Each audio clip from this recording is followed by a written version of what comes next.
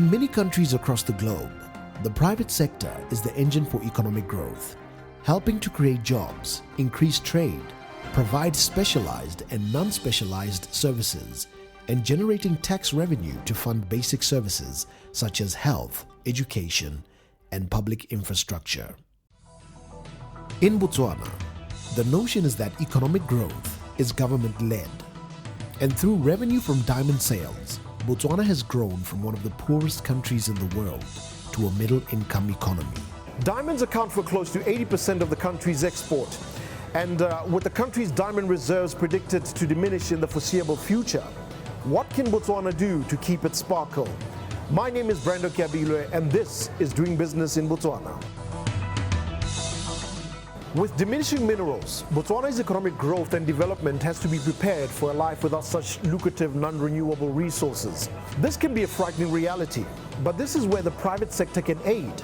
And a flourishing private sector would stand out as one of the main diversification strategies for the country's limited economy.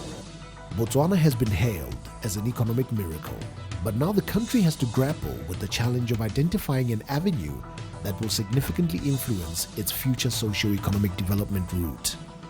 The private sector stands out as one of the powerful solutions in Botswana's quest to diversify its economy, and there are various reasons why this sector needs to be promoted.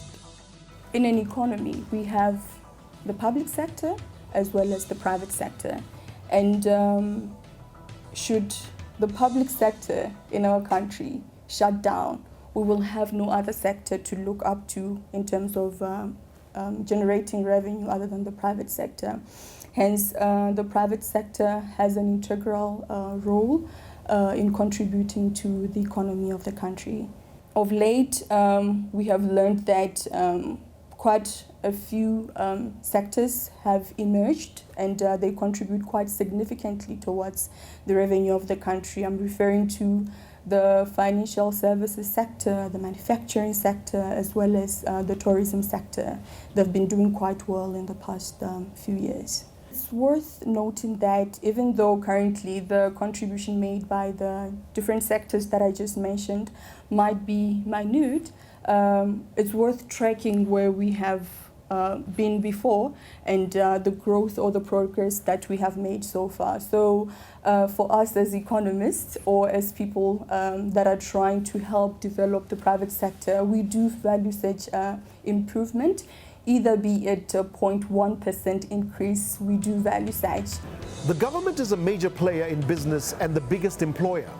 And a decline in government revenue as a consequence of projected decline in mineral income will translate to a rise in unemployment, leading to slow economic growth. Our country is very unique in the sense that for many years, diamonds have actually seen Botswana to a very admirable country.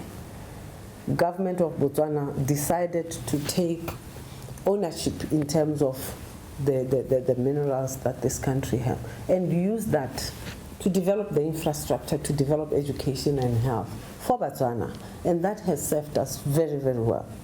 But at the same time, that has created a culture of mother and father where government saw itself as the provider. But the reality is coming to hit us, because when it comes to employment creation, government can only create so much jobs. At the end of the day, and research has shown everywhere, it is the small business that creates employment. And it is a challenge now for us to get government to move away from parenting us and having done all the good work and allowing the private sector now to run the business and to be in the business of business. We face this dichotomy where government owns public enterprises, which normally in other countries are owned by the private sector. And we believe that the private sector is better placed to instill efficiency and dynamism in these businesses. The mining and mineral sector employs 3% of employment in the country and yet contributes over 70% in GDP. The agricultural sector accounts for 20% of total employment, and yet it only contributes 2% of the GDP.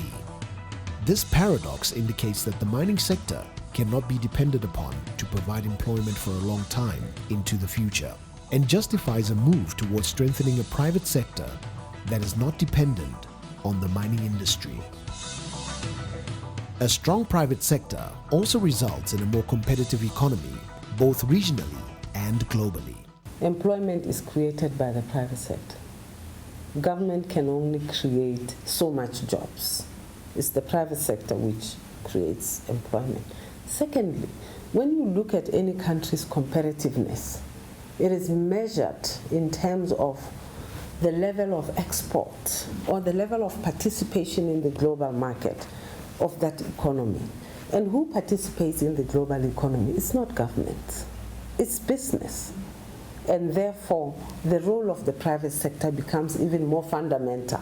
Not only the role, but the sophistication and the competitiveness of the enterprises themselves, because these companies have to compete amongst, the big and the toughest. It's a jungle out there. And therefore, it becomes very important that the local private sector is so robust, it is so dynamic, it's so much anchored on innovation that we are able to push our head through the very, very challenging competition that is out there. The private sector does have the ability to play a much larger role in terms of innovation, which I think is also very important, because there is that diminishing revenue, or foreseen diminishing revenue from the mining resources. And the best way that the private sector can be prepared for that eventuality when there won't be that many resources is if we now start working on more innovative products, services and offerings. If we can continue to drive our country towards better service delivery in the financial sector and in all other service industries, I believe we can have growth coming from very different areas in the country. And we might even motivate the manufacturing of products that at this current point don't seem feasible. When we talk about eradicating poverty, we should think about the economic opportunity, meaning that individuals can create their own solutions. And this allows the poor to manage their assets in a way that generates income and options. By promoting the private sector and enhancing job opportunities for the poor, the government can enhance social mobility and lower the subsisting inequality. Another way which I think the private sector really contributes or can help alleviate poverty is continued work with community-based organizations. There's community-based organizations and community trusts throughout Botswana who have been given, rights over certain resources.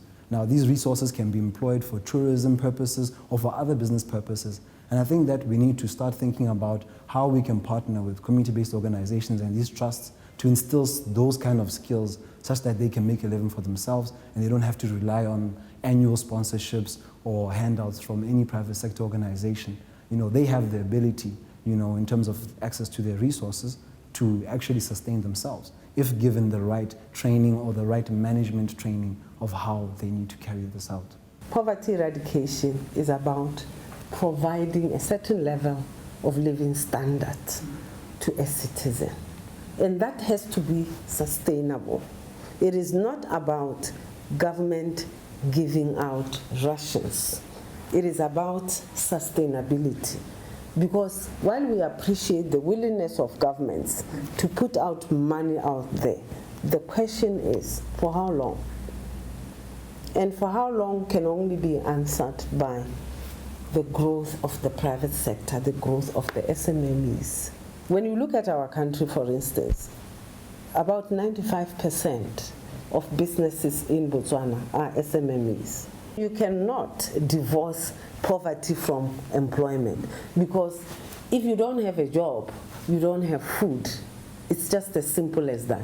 So the focus is on creating employment. And then you ask yourself, how do you create employment?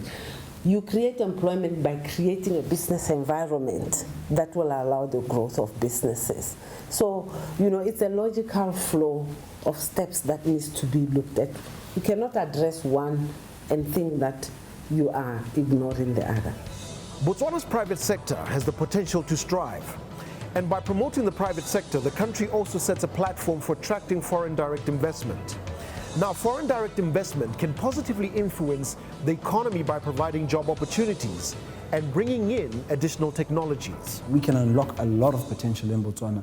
We just need a better access and better support, and better maintenance of those support, instruments or those support tools. We need to have better roads. We need to expand our roads. If we're going to have, trucks coming through here, going to different countries in the region, we need to make sure that our roads can handle that. And we need to make sure that along that way, we open up any other opportunities for those communities in those areas, and then we can easily just, sprout new areas of development without even having to try that hard. The efforts by the government to diversify the economy indicate that the government understands the need for a sustainable socio-economic development.